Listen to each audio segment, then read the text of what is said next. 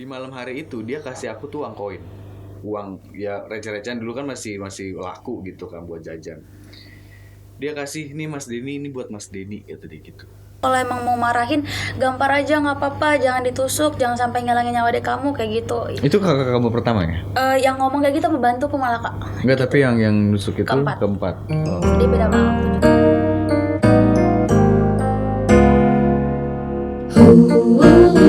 Pakai hati kita.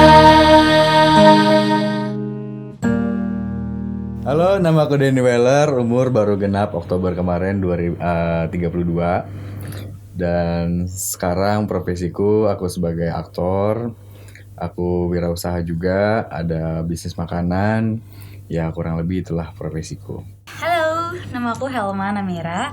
Usiaku 25 tahun. Aku sekarang kegiatannya nulis lagu sama lagi rilis single sama nyiapin mini album. Ex budak korporat juga. Ya kurang lebih itu tentang aku. Keluargaku, papaku itu seorang wirausaha juga, dulunya dia di bidang percetakan. Kalau mamaku dia seorang polwan. Ya mereka dua bidang yang berbeda gitu kan. Dan ya kalau bisa dibilang waktu dari kecil sampai aku SMP kalau nggak salah ya mereka sebenarnya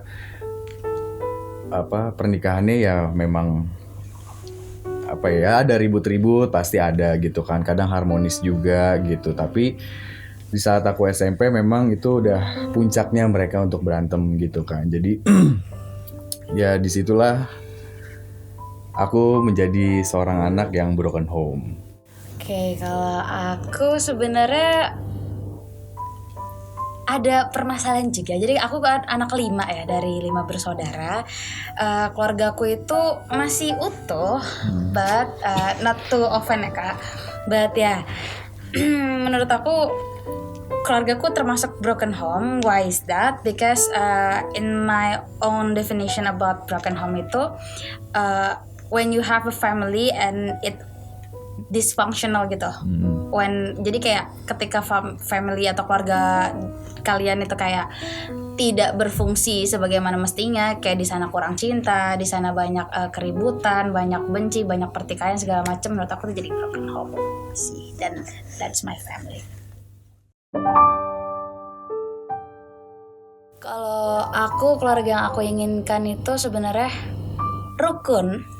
Aku sangat pengen keluarga yang rukun dan penuh cinta sih, penuh support. That's it. Bayanganku sekarang ya pastinya keluarga itu harusnya harmonis gitu kan.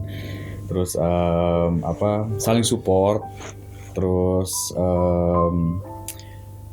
biar kita tuh sebagai anak tidak tumbuh dengan rasa yang haus kasih sayang. Jadi dengan berangkat dari keharmonisan, ya dari situ kita bisa mendapatkan kasih sayang itu ya cukup dari keluarga, sehingga kemanapun itu kita berada atau kita pun pergi gitu kan, kita nggak akan merasa insecure atau merasa tidak disayangi atau tidak dibutuhkan sama orang lain, karena kita punya keluarga yang harmonis, kita punya keluarga yang bikin kita senang. Jadi itu membuat kita tuh jadi kayak tumbuh berkembang itu lebih bagus gitu. Gak ngerasa worthless lah ya. Gak ngerasa hopeless, worthless, apa segala macam gitu. Jadi ya pandanganku untuk keluarga tuh seperti itu. Setuju aku. Berantemnya ya itu udah dari aku SD. Bahkan mungkin dari TK gitu kan, dari pagi yang pagi mau berangkat sekolah tuh tiba-tiba berantem, terus malam pulang kerja mereka tiba-tiba juga berantem. Ya ada aja gitu yang diributin gitu kan, sampai kayak masing-masing tuh pegang obeng. Kayak mungkin pukul-pukulan. Itu yang sepenglihatanku, karena aku juga nggak berani ngelihat sebenarnya gitu, cuman kayak ngintip doang itu juga udah kayak udah mau gulat gimana sih gitu, kayak pegang obeng, udah pada pegang obeng, terus ada yang udah berdarah tangannya gitu. Tapi kakak kan stay di situ pas stay. Terus ya di situ akhirnya mereka memutuskan untuk pisah dulu awalnya bukan pisah dalam secara resmi ya, tapi pisah rumah dulu. Oke. Pada saat itu aku ikut mama sih. Kita sempat kayak ngontrak rumah gitu di daerah Bekasi lah pokoknya gitu. Pokoknya dia mamaku itu ngikut ke dekat temennya gitu, ke teman dekatnya.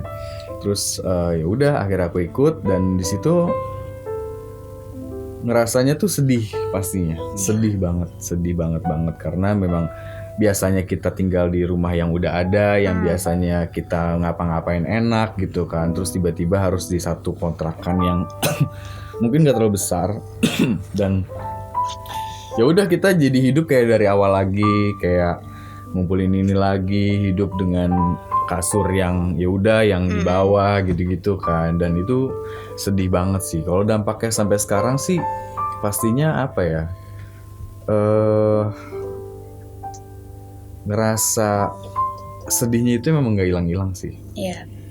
Karena memang kedua sosok itu orang tua harusnya utuh. Ada ya, cuman karena aku udah menyadari kalau menikah itu jangan sampai ada perceraian dan aku maunya memang terhindar dari hal itu, ya akhirnya aku sendiri juga harus mempelajari tentang cinta mau nggak mau gitu loh. Karena apa? Banyak orang menganggap ya udah nggak penting, cinta lo apaan sih gitu loh. Cuman ternyata itu penting loh. Sama pentingnya kayak lo pekerjaan, kayak lo makan sehari-hari. Karena apa? Dengan lo belajar cinta ya lo akhirnya akan bisa saling memahami satu sama lain, apalagi khususnya pasangan yang akan kita hidup sampai lama gitu. Cuman memang gue nggak pernah yang nggak pernah memburu-burukan diri gue untuk menikah gitu. Jadi ya santai aja. Terus kalau dampak lainnya sih gue lebih jadi takut kalau ngeliat orang berantem. Terus juga kayak gue bermasalah sama orang tuh ya juga jadi gimana ya? Ya ribut sih ribut gitu, kadang ya berantem sih berantem, cuma lebih banyak ngalah. Jadi aku lebih ke abandon sih, bukan bukan pisah gitu, lebih ke abandon karena mama papaku kerja. Mamaku itu kan dulu perawat, ada shift pagi, siang, malam segala macam. Terus papaku itu dia kan wira swasta, punya bengkel mobil. Seringkali kan kalau orang ke bengkel mobil ya sambil nongkrong segala macam. Jadi ayah nemenin tamu-tamunya lah gitu, jarang di rumah. Selama aku kayak lagi sering sendiri di rumah gitu, kan aku emang berkeluarga itu ada 4 kakak. 3 kakakku itu posisinya waktu itu udah keluar dari rumah, mereka udah mandiri. Tinggal aku sama kakakku doang yang nomor 4. Kakakku yang nomor 4 ini dia sering banget cenderung ngelakuin physical abuse gitu ke aku, Kak. Jadi kalau aku salah sedikit, soalnya hal-hal sepele aja, kayak pernah ada momen Abuse-nya parah maksudnya. Apa? Parah maksudnya. Parah banget. Oh, dia nggak sengaja nyakitin aku, but tetap sakit karena kan digampar, dijambak, ditendang. Aku pernah gara-gara banting nggak nyampe sih, tapi didorong dari kasur yang tinggi itu pernah. Dan one day itu aku pernah gara-gara gado-gado doang. Kan inget ya waktu itu cuma ditinggalin uang 50.000 waktu di rumah sama mama sama ayah pergi, di rumah aku cuma sama dia. Aku kelaparan, beli gado-gado cuma 2 bungkus waktu itu. Coba aku makan, aku kelaparan kan, udah keluar 1 bungkus, ada 1 bungkus lagi nih punya dia belum dimakan. Dia lagi sibuk-sibuk nonton MTV waktu itu kan, zaman pas di SMP. Ya udah aku makan, terus ternyata tinggal sedikit. Dia keluar nonton MTV, dia pengen makan, lagi lapar juga kan. Dia ngeliat, wah makanan gue diambil nih sama adik gue. Marah dia, langsung ngejar, mana nggak lu sini, apa lu makalin makanan gue? Kayak udah mulai murka lah dia, dan mulai tinggi. Takut kan aku karena emang udah ada ke pattern kan, siapa aku salah digampar segala macam. Tapi aku nggak pernah ngira at that moment dia bakalan ngambil pisau gitu. Terus dia ngambil pisau dari dapur. Terus aku langsung ke belakang banget. Pas aku udah di belakang kayak tiba-tiba kan diginiin kan di Tapi nggak ditusukin, cuman di ibaratnya nih perut aku nih Kak, kayak udah gini nih sama pisaunya. Dan makin lama tuh makin kenceng, cuma nggak langsung plok gitu, nggak sih, memang dia kayaknya dia juga sambil ya pastilah dia takut juga, cuma aku juga sambil zikir gitu kan, karena kayak ya Allah gue nggak mau mati gitu kan dasarnya.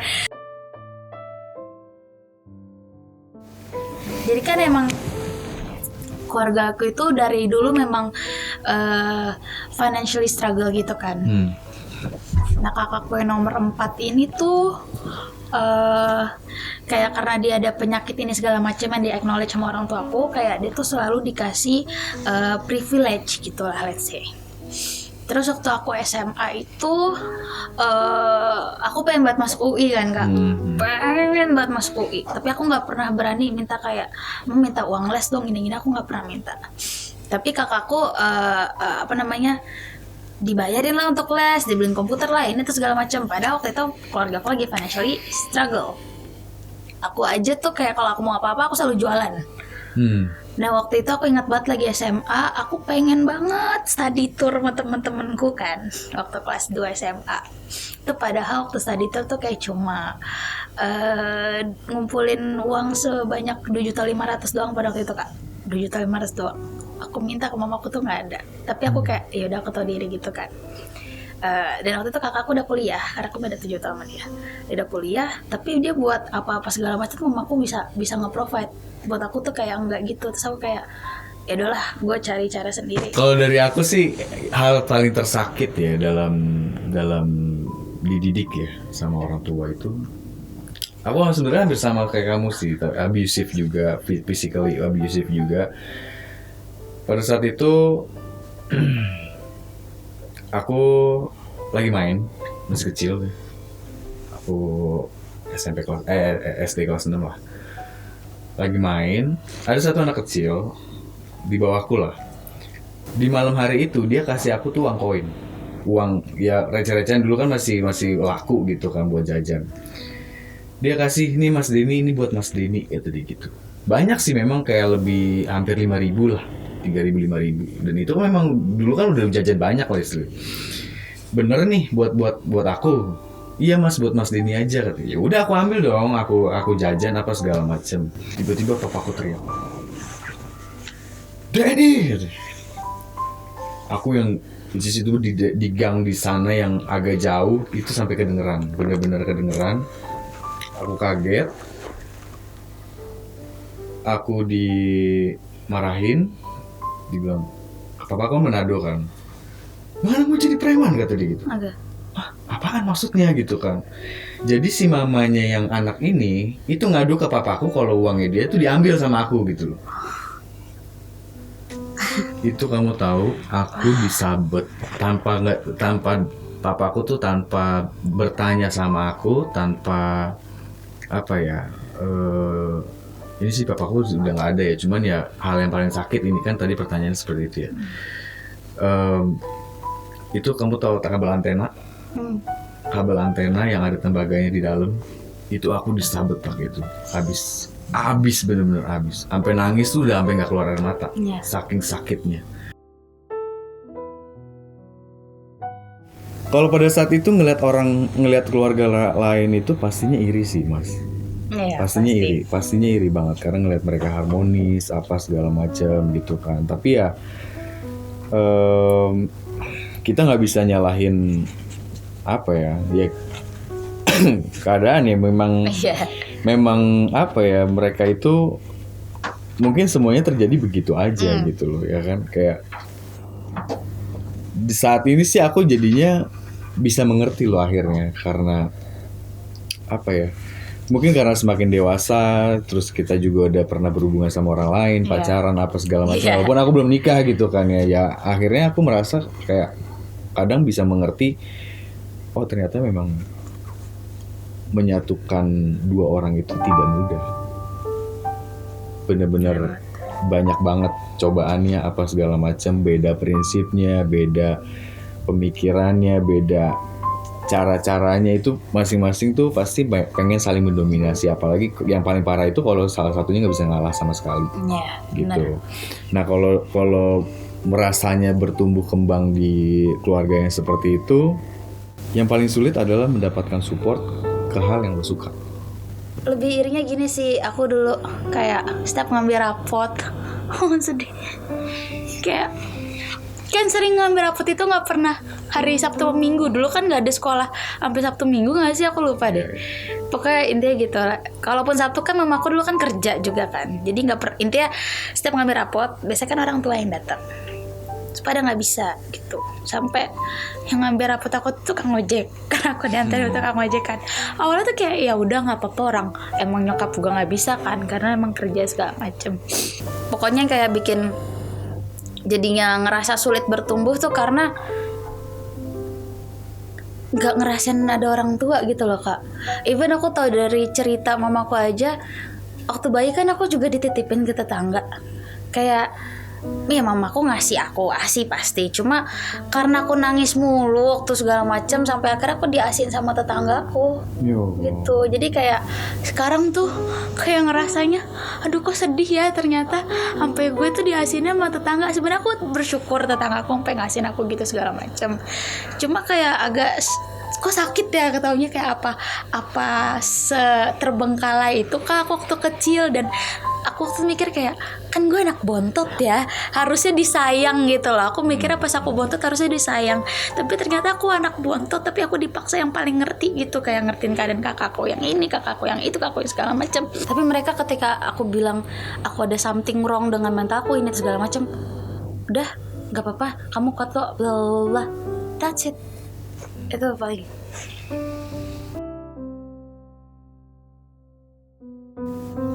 Aku kabur. Aku sering banget jalan aja gitu kak, yang penting kalau aku keluar dari rumah. Jadi dari di dekat rumahku itu sekitar 3-4 km ada setu, ada danau. Gak tahu anaknya agak drama apa gimana, gak ngerti. Pokoknya kalau aku ke danau itu aku seneng. Pastinya pergi sama teman-teman. Tapi ya semua itu sifatnya sementara gitu. Ya benar. Kayak kita bermain sama temen, hahaha apa segala macam, tapi di dalam hati tuh kayak sedih. Nggak bisa apa ya? Nggak bisa yang lepas dari itu gitu. Kayak ngerasanya dilihat orang-orang gue baik-baik aja, kayak jatuhnya kayak pura-pura ya. Iya, dilihatnya kayak lo asik banget deh anaknya gitu. Tapi di satu sisi tuh ketika gue pulang ke rumah, semua itu tuh kayak fana gitu ya. Gak ada semuanya gitu loh. Yang seseru dengan teman-teman gue tuh di keluarga tuh gue nggak dapet. Yang sih enggak nyalahin, karena udah lebih pintar. Pas kemarin aku pasti nyalahin, nggak bohong, pasti nyalahin kayak kenapa sih ya Allah, kenapa sih gini.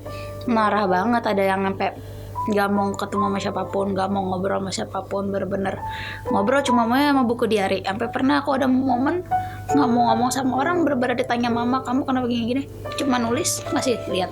Saking nggak mau ngomong ya, saking sakit hatinya gitu.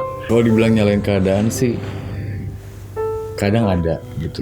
Tapi kan kita nggak bisa memilih kita lahir di keluarga seperti apa. Benar banget, gitu. Setuju. Jadi mau lu keluarga lu miskin kayak, mau keluarga lu kaya kayak, mau lu keluarga lu harmonis kayak, mau enggak kayak, lu nggak bisa milih gitu. Iya. Ngeliatnya gini, sebenarnya kalau kalian berada di, buat teman-teman yang ada di situasi yang mungkin kayak Kak Denny, kayak aku, atau mungkin jauh lebih sulit lagi, pokoknya selalu ingat kayak semuanya pasti berlalu. Itu yang pertama harus dipasin dulu, karena waktu selalu berjalan. Sesulit apapun waktu pasti berjalan dan semuanya akan berlalu.